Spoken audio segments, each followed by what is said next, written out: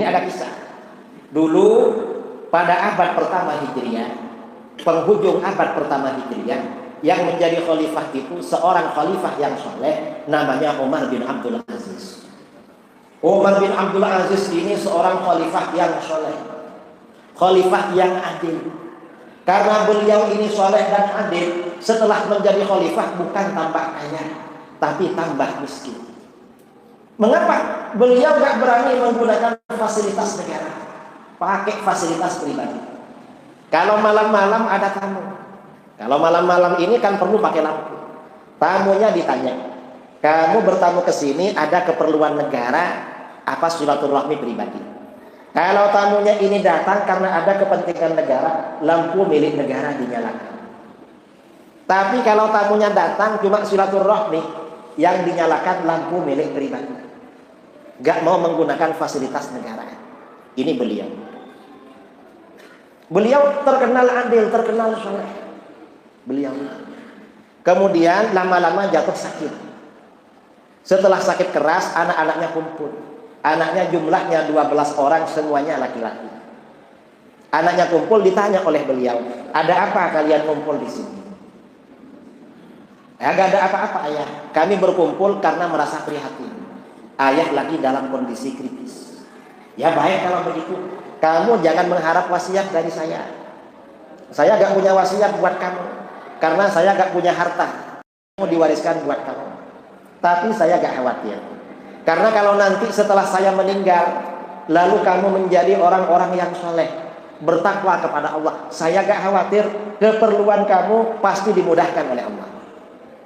Tapi kalau nanti setelah saya meninggal, kamu justru menjadi orang-orang durhaka, saya bersyukur tidak mewariskan harta pada kamu. Karena kalau saya mewariskan harta, kamu berbuat maksiat, pasti ditolong oleh harta warisan itu, dan dosanya juga mengalir pada saya. Saya gak ingin seperti itu. Lalu beliau setelah meninggal, harta peninggalannya dibagi anak-anaknya yang 12. Masing-masing dapat berapa? Masing-masing dapat warisan 3 gram emas. Kalau 3 gram emas ini kan uang 3 juta. Saudara punya anak, belum punya tunangan, belum punya rumah, kasih uang 3 juta. Kira-kira cukup apa enggak lamaran?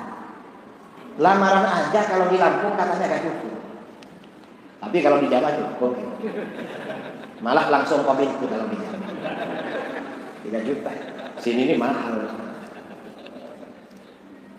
Artinya apa? Ya, anaknya ini tidak dapat apa-apa. Tapi apa yang terjadi?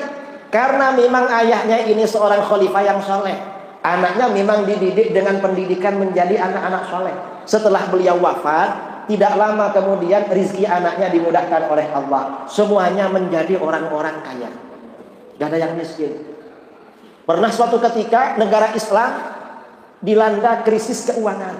Waktu itu negara krisis keuangan, sementara akan mengirimkan tentara untuk perang dengan orang kafir. Negara butuh kuda, jumlahnya 1000 sebagai kendaraan tentara. Ya apa? Salah satu pejabat Departemen Pertahanan mendatangi salah seorang putranya almarhum Khalifah Umar. Ada apa? Tuan, ini negara butuh sumbangan. Sumbangan apa? Butuh kuda, jumlahnya 1000 ekor sebagai kendaraan 1000 tentara untuk perang. Apa kata beliau? Cari kuda 1000 ekor. Nanti harganya berapa? Beritahu saya. Akhirnya pejabat negara cari kuda jumlahnya 1000. Di total harganya sekian tuan. Langsung dibayar cash. Oh cuma segitu. Ini tak bayar wakaf ya dari saya. Kalau ada orang sekaligus mampu beli kuda 1000, kira-kira kaya apa gak kaya?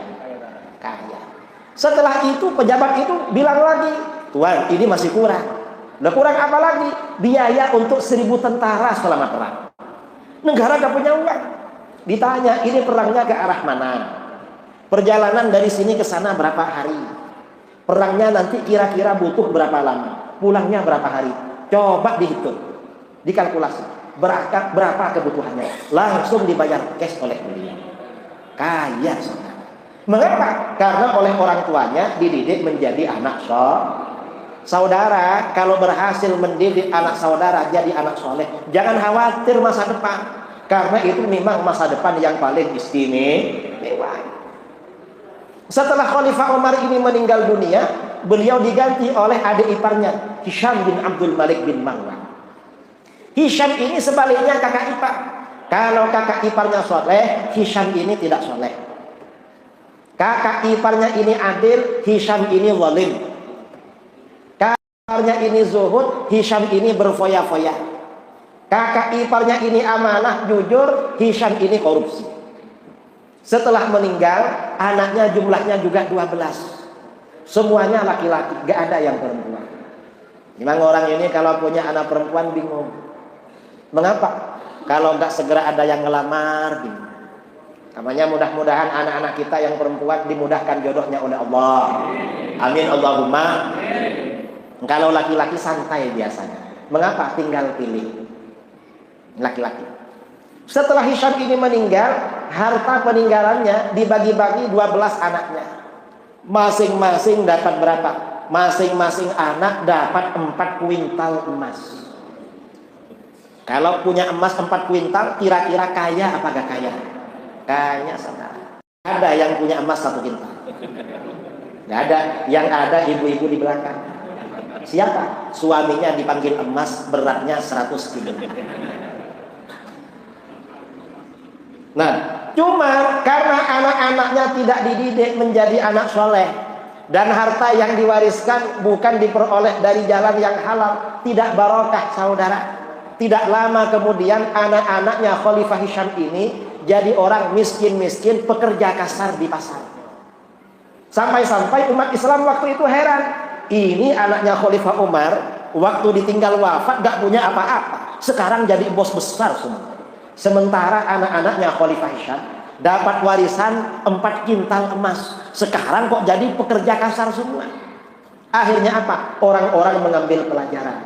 Berarti warisan orang tua yang terbaik bagi anak-anak adalah menjadikan anak dididik menjadi anak yang soleh. Itu warisan terbaik saudara. Kalau anak-anak kita ini jadi anak yang soleh, jadi solihah, insya Allah nanti hidupnya istiqomah, selamat dari berbagai fitnah.